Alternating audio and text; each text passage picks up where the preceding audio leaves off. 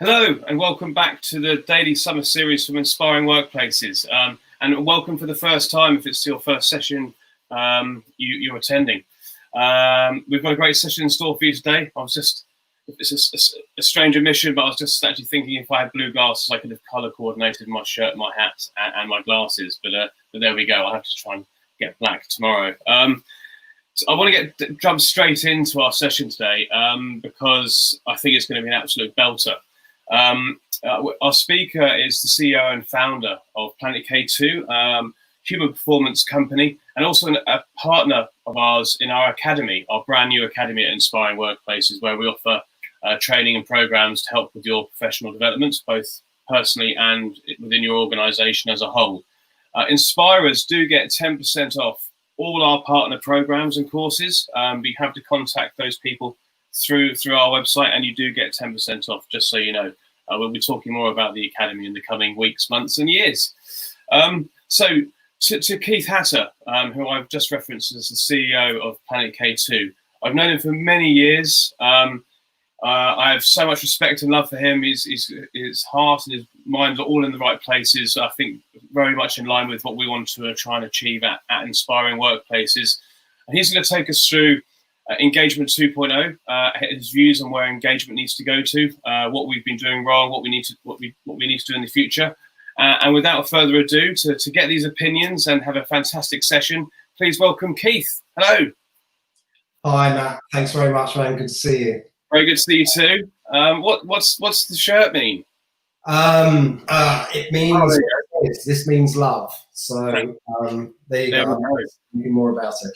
Fantastic. Well, I'm going to leave you to it, and I'll be back later with questions and my observations. And over to you, please. Thank you. Great. Thanks, Matt. Hi, everybody. As Matt said, my name's Keith Hatter, and I'm going to talk about something that I believe to be absolutely vital if we are serious about creating, nurturing, sustaining, truly inspiring workplaces. And that thing is a whole system upgrade to engagement, something, as Matt mentioned, that I refer to as Engagement 2.0.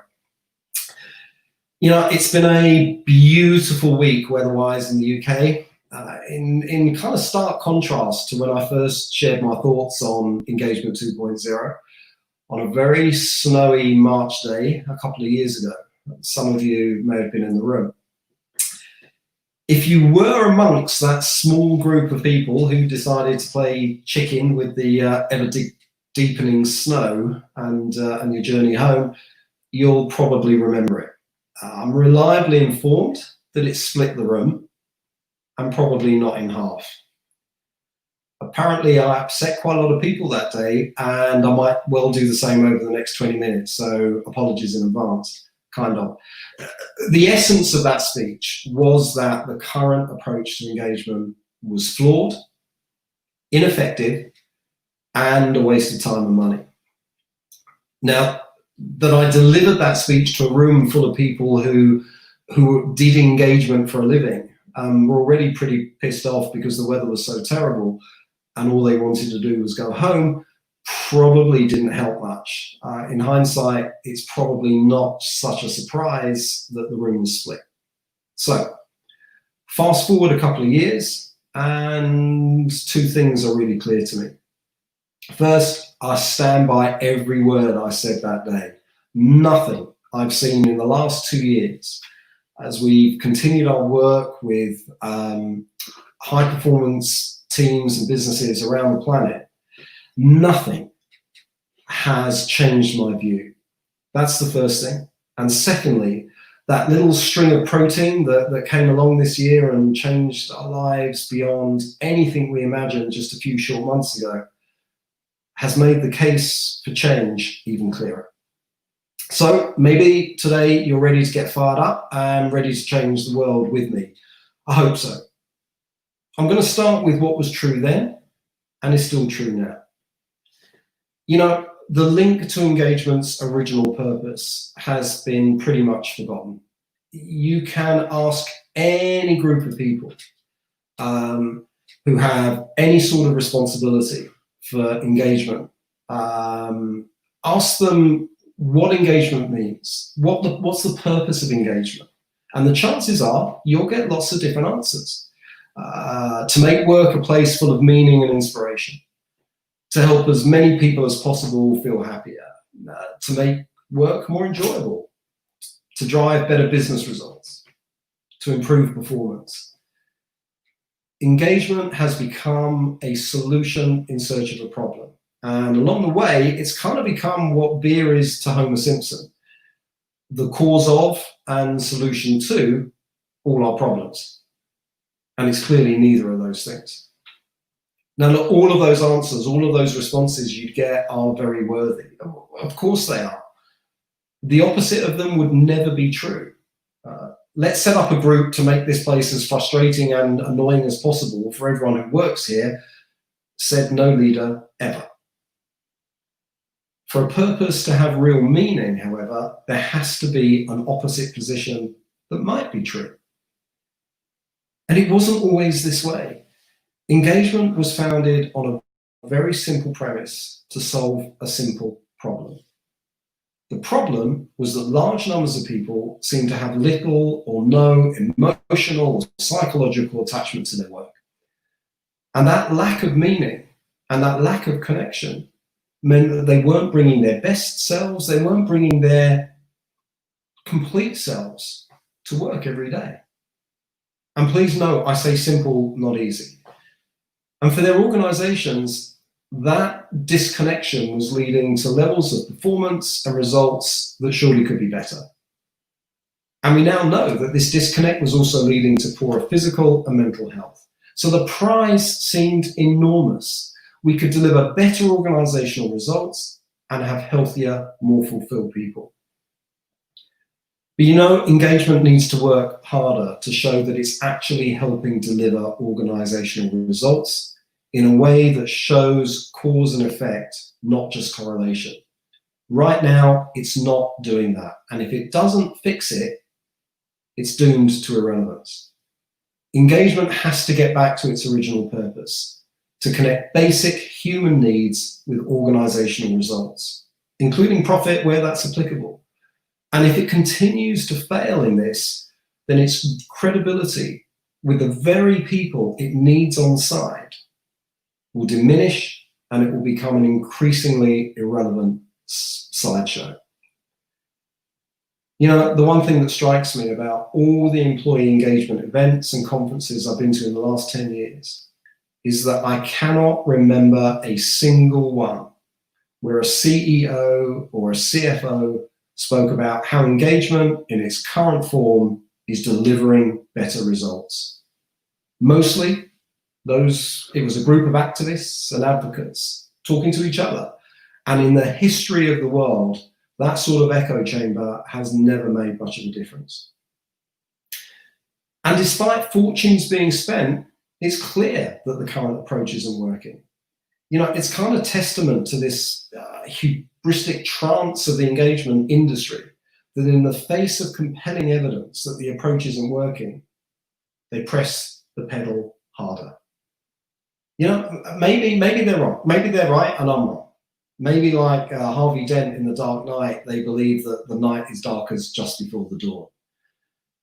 The problem is that this belief flies in the face of all the evidence. And unsurprisingly, we seldom hear those who profit from the current approach question its effectiveness. I mean, why would they, right? Instead, they just say, you have to work harder and you have to do more of it. And there are a lot of organizations making a lot of money out of the current approach and a lot of individuals whose salaries depend on it. So maybe not such a big surprise, but the data is clear. It doesn't seem to matter which set of data you use, how you cut it, how you slice it, which period you use to examine it. The number is barely moving. Enormous quantities of shareholder and stakeholder funds and resources have been spent on analyzing and improving engagement in nearly, 2 decades now? And the needle has barely moved. In the last 10 years, it's moved by less than 5 percentage points. And given that, it's extraordinary that engagement as we know it is still actually a thing. In corporate life particularly, if you simply looked at the data, the current approach to engagement that I'll call engagement 1.0 would have been killed off about 10 years ago as an inappropriate and wasteful use of resources. And if change is not made, that day is coming. And the science is being ignored in favor of what seems like a dessert trolley of offerings. Yeah, there's around 6 decades now of high quality, science-based research on human motivation that examines why us humans do what we do, the science behind our motivation. And that research, carried out across a range of sectors, activities, nations, shows that there are some simple human needs that need to be met for high quality motivation, which we can use as a proxy for engagement to exist. The research, however, provides no evidence that any of the following really makes a difference: the company barbecue, the bring your dog to work day, birthday cards, dress down days or dress up days, ice creams or other party food, having a best friend at work, recommending this place as a great place to work, or asking lots of questions about how happy everybody is. The research does, however, show that for motivation and engagement to be high, then us humans need and want 3 things. We want to have a strong sense of choice, so we have a degree of control over our lives and in our world. We want to have a strong sense of competence, to be learning, so that we have really robust levels of confidence. And we want to know that we are part of something bigger that matters more than just the individual, so we feel connected to each other and to a mission. And engagement needs to stop asking simplistic, feel-good questions that aren't making any significant difference. Instead, it could spend all of that money and resource on creating an environment where things that really matter can flourish. And I have some anecdotal evidence here, which is a lot less robust than the science, though it might be worth the moment's thought. Whenever I ask those charged with improving engagement in their organization why these questions are being asked, the most frequent answer I get is something like, well, so we have a clear picture of how engaged everyone is. Well, surely the point is to understand what the people in your organization need in order to feel engaged. It's about them, not you. It's a subtle though important difference, and I'm going to return to that in a little while. So science and research has told us part of the answer. Let's stop asking the question and focus on acting on the things that we know that matter.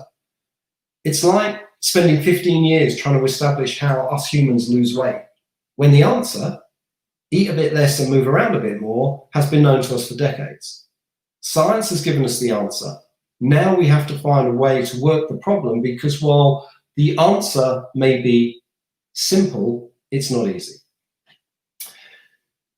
Back in 2013, a guy called Cliff Oxford wrote a fabulous article about how the pursuit of a particular type of happiness that he called HR happiness, and I sometimes refer to as daycare happiness, on the basis that there are some amazing leaders in the world of HR doing some fabulous and meaningful work. But that sort of happiness was very different to the sort of happiness that's seen in organizations who are serious about performance. And whether we like it or not, engagement seems to have become synonymous with the type of happiness where equality triumphs over fairness, and where shallow gestures and symbolism is emphasized over challenge, learning, and the intolerance of poor attitude and behavior. That current approach to engagement fails to understand the mindset and needs of high performers. And since high performance was the original drive behind engagement, no wonder it seems to be in a cul-de-sac, largely of its own making. And if engagement carries on this way, then it will be seen as an initiative that fails to engage the very people it needs as sponsors and advocates, and it will have no credibility for high performance.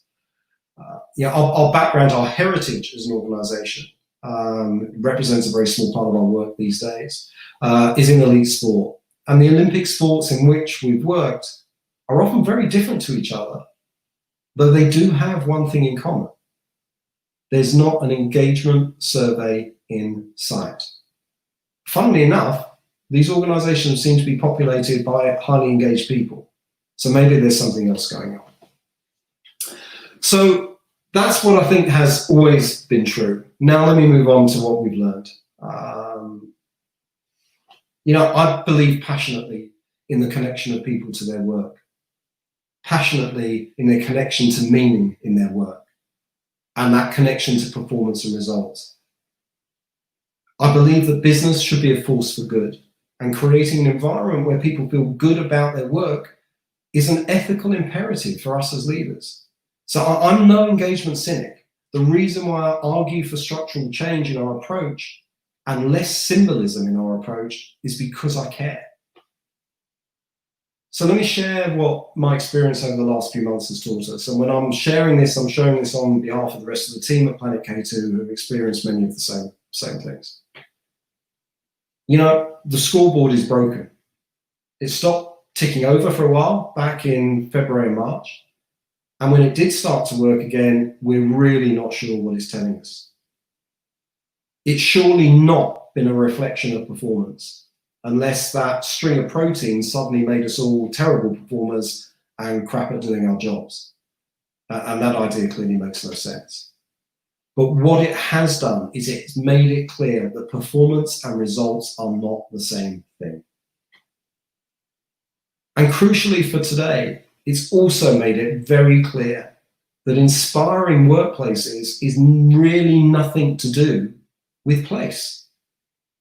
It's not about the physical space.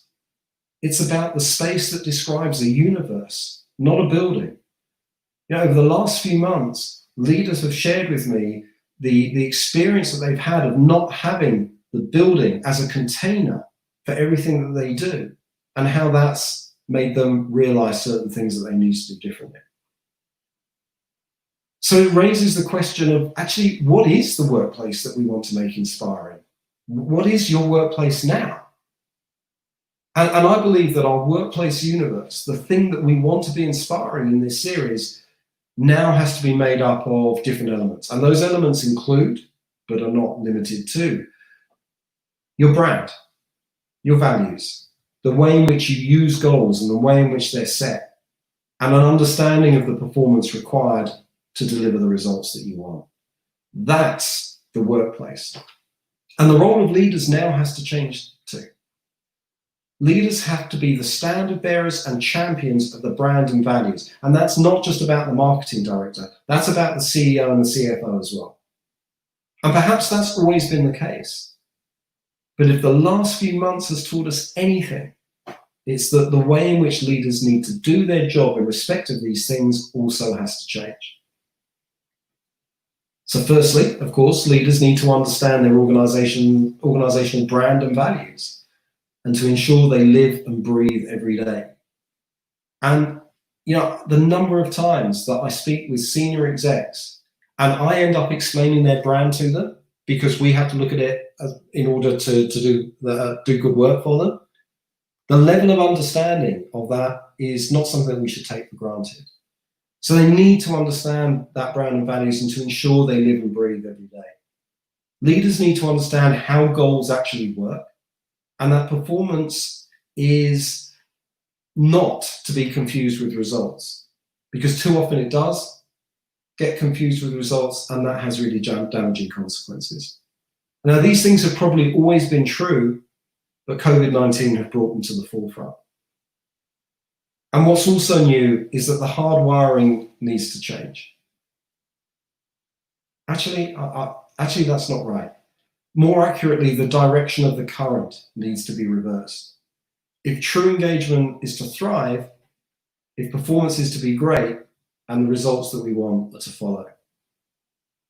So instead of the sequence we witness in organizations, where they start with profit and then in order move to place and process, performance, and finally people and purpose, we now have to reverse the flow so that we start with purpose and people. Then we ensure that the performance required is understood, accepted, and supported. Then we move to process, including key things, regular rhythms like goal setting and performance reviewing. and self-care, so that the ability to perform is not at the expense of health. Then we can move to place. But now place is different. It's about creating a space where these things can thrive and where people are working either from one location or their homes, and where that place is characterized by a really high degree of psychological safety and a clear sense that the brand and values run like a steel rod through the organization. It's not just some fancy stuff or an advertising hoarding for customers to consume. And with that flow in place, then we can be confident that we have all the ingredients in place to deliver profit, sustainable value, and high levels of high performance engagement. That's engagement 2.0. And in a post-COVID-19 world, if we are going to inspire and get the sort of engagement that's meaningful, then we have to move away from engagement 1.0, which has been largely characterized by an organization-first approach. Where the starting point is organizational purpose and values, and the work that follows is all about herding corporate citizens to find a way of lining up behind those things. Engagement 2.0 requires that we start with the individual's sense of purpose and meaning, and the individual's job and role, together with their leader, is to help connect that individual sense of purpose and meaning to the organization. So it's a subtle but really important shift. And we have to move to a place where the emphasis is on the Venn diagram overlap between personal and organizational aspiration, and away from a place where people are kind of a bit part player in the career drama of the organization. This has to start with the individual. And only that way can we have meaningful engagement where purpose and people come first, not a world where humans are considered like carbon-based units of production. And before there's any sort of pile-on, I know there are some great leaders out there doing a great job and seeking to make a difference. That is not in doubt. I'm talking about organizational hardwiring, not the motivation of leaders. We need structural change, not more symbolism or reliance on hardworking leaders who are making a difference in spite of the hardwiring in their organizations rather than because of it. So what's the route map to engagement 2.0, where engagement gets back to its original purpose and actually does the job it needs to do? Begin with purpose and people, where the starting point is the individual's purpose and the meaning they need from their work, and organizational clarity about who they are and what they stand for. Then ensure that the performance that each person can bring, harnessing all their strengths and qualities and the areas they need to work on, is understood and accepted. Next, you move on to process. So the key organizational rhythms like goal setting and performance reviewing, having ensured that they're carried out in a high performance way, not the mess we so often see with those things. And support all of that with a brand and values that are real, not just an advertising hoarding. Then we have a chance of engagement being what we need it to be, a key feature of all inspiring workplaces. So finally, I want to say a little bit about measurement, because it's something that always comes up here. The current approach is full of measures, and we've seen where that's got us, which is not very far. And some things, we know this, some things don't lend themselves to measurement. I have a girlfriend. I love her very much. If I want to see her later today, if I was to say to her, I've been thinking about our love and it feels like it's about 6 out of 10. So could we put some sort of project plan in place to move it to 8 or 9 out of 10 over the course of the next 3 months? I think just by having the conversation, I've probably moved it to about 2.5. And engagement is a little like that, because when we're talking about engagement, we're talking about a version of love for work in the organization. So some things just don't lend themselves to conventional measurement. It doesn't mean that they're not important. But if you need to measure, then let's move from the current approach, which is largely characterized by a personal appraisal of the organization. And that is then chunked down to try and make it meaningful for individuals. And let's move to creating a psychologically safe workplace where there's a personal appraisal of each person's relationship with their work. And then we can chunk that up to see what changes need to be made in the organization itself. Thank you. That's it for me today, and I hope you've enjoyed it. Thanks very much. Thank you very much, Keith. Thank you. Wow. Where to start? I think I love the aspect of the business being a force for good. We wholeheartedly agree with that, and I think that the three things people need. I'd love to know where that comes from, so that having a sense of control, learning, and that they're being part of something bigger, so the mission. I'd love to know where that comes from, because I think we're lining up with that in a big way as well. I think we want to try and get back to the basic human principles. Giving people like that choice, the development, the purpose, and then scientists like you say, consistently going back to becoming more psychologically safe, bringing your true selves to work and having those behaviors, whether you're kind, you're grateful, you're anti-racist, everybody's equal. It's those kind of behaviors that are going back and simplifying things rather than trying to overcomplicate them. So that was some of my first observations, really. I think one of the questions that would probably jump out is the data. People find data very valuable to help make choices, and also giving their people a voice. It's a very, very effective way of being able to allow people to have people with an organisation to have their voice heard and also share their ideas. So where do you stand on doing surveys, engagement surveys, and giving their people a voice in that way? So in terms of, I'll cover the engagement survey piece first, and then I'll come back to the body of research that I mentioned. Yeah. But in terms of engagement surveys, we have never seen one where people said if we didn't do the engagement survey, we wouldn't know where to go. We wouldn't know what to do.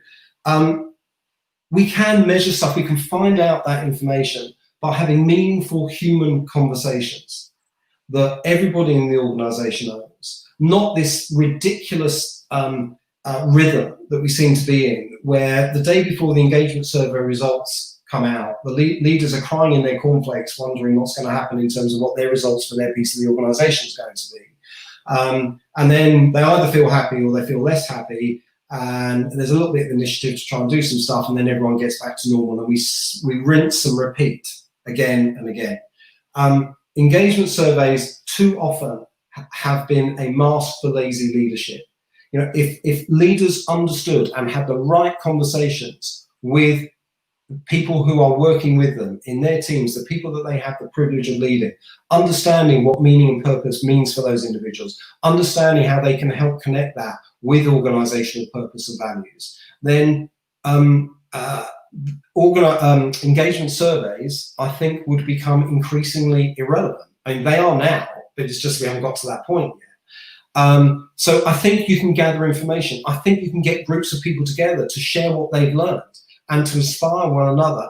I just don't think that this is, this really is, for me, a version of love for your work. It's about your relationship with work. Do you love it? Do you feel love for the place that you work? Things like that do not lend themselves to surveys and measurement, but it doesn't mean that you can't feel it and you don't talk about it.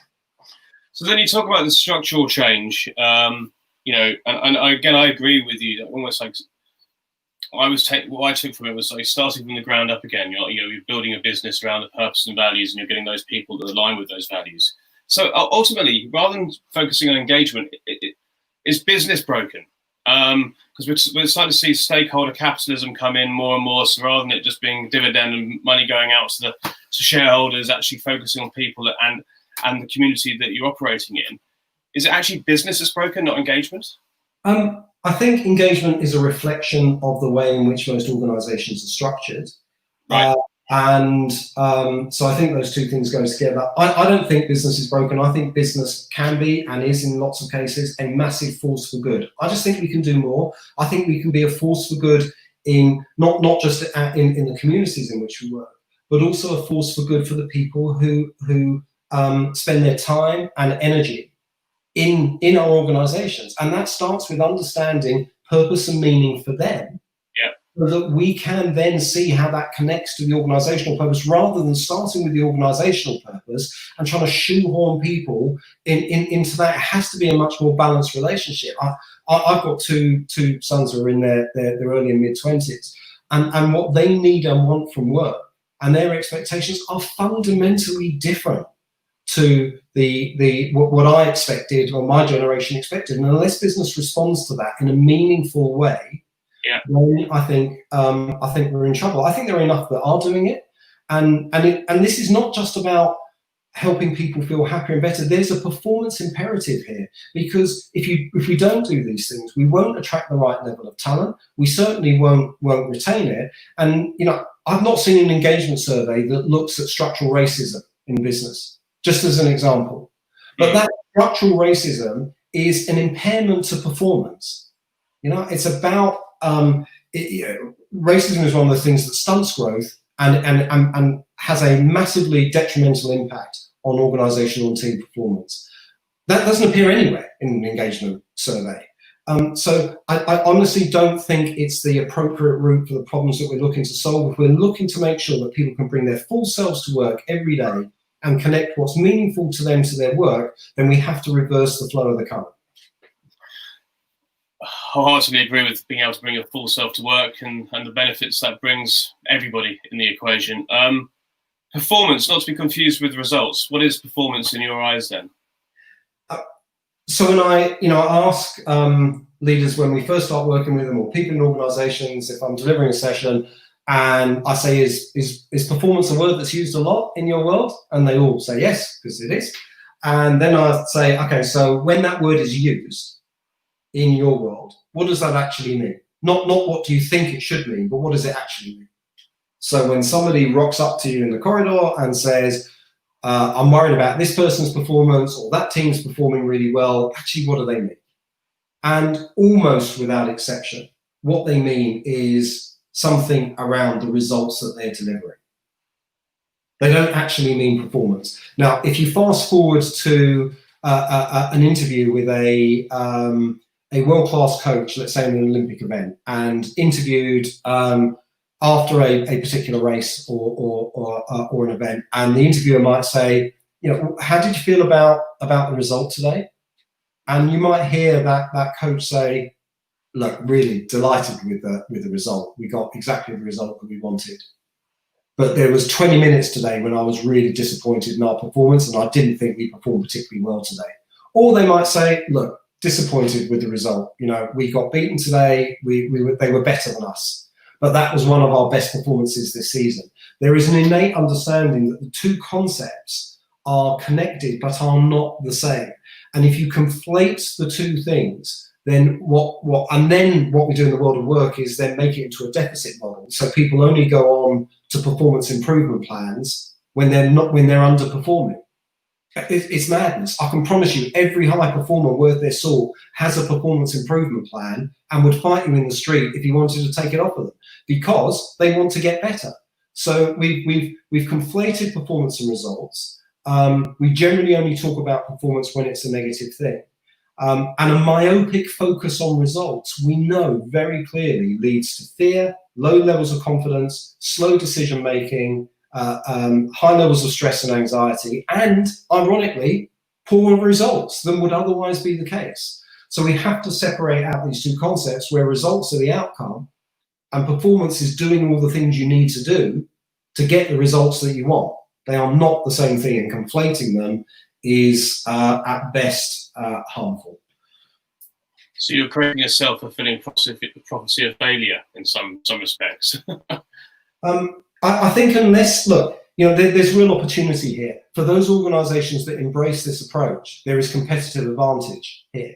Yeah. And in some ways, it's a good thing that most organizations won't do it, because for the ones that do, they see a massive competitive advantage. This is not just about feel good. This is about maximizing your chances of winning as an organization.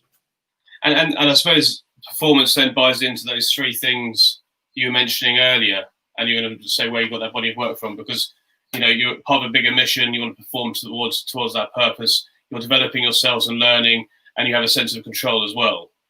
So the finest body of research, which has been peer-reviewed, carried out across a number of sectors, a number of different activities, seeking to answer the question, why do we do what we do? Now, if the answer to that question is not at the heart of engagement, I don't know what is.